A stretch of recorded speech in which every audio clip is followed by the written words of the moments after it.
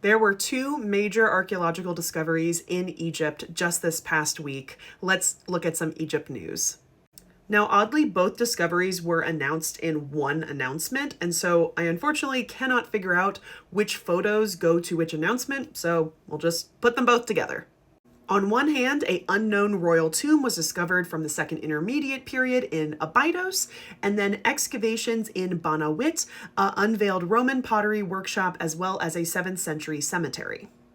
For the first announcement, which is what I assume these photos are from, it is an Egyptian and American mission through the University of Pennsylvania, and they discovered a royal burial in what is called the Mountain of Anubis necropolis in Abydos.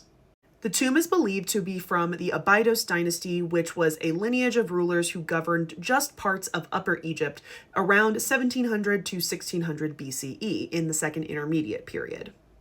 It appears to predate the tomb of King Senebkai from that same time period, whose burial was discovered in Abydos by the same mission in 2014. And according to Dr. Joseph Wegner, the director of the Egyptian American team, this structure is significantly larger than other known tombs associated with the Abydos dynasty. The tomb was found 7 meters below the surface and had a limestone burial chamber with a vaulted mud brick ceiling that would have stood 5 meters high. I believe this is that image. Again, not 100% sure. Some decoration has still been preserved, showing images of the goddess Isis and Nephthys, and there are some traces of yellow paint that would have once held the name of the deceased, although it appears that this pharaoh's name is not yet known. Now, over to Banaweet, there is a ton of things going through. I'm going to throw a lot of pictures at you real quick. Now, this area was a Roman pottery workshop, and it had a vast complex of kilns, expansive storage facilities for ceramic vessels, a remarkable assemblage of over 32 ostraca depicted in Demotic and Greek. There's evidence that the workshop was still in operation in the Byzantine period and then was later repurposed as a burial ground.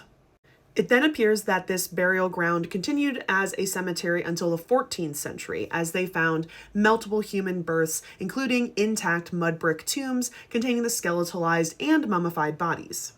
The burials appeared to be familial, including men, women, and a high proportion of children, including probably a lot of funerary goods, which is what these pictures depict. Some of these little bracelets are just so detailed and in really good condition. Now, one of the images that I'm not going to show, but you can look up on your own, is there was a very well-preserved mummy of a child, which was lying in a sleeping position and wearing a very colorful woven cap. And it is a little graphic, so you can go look it up on your own time.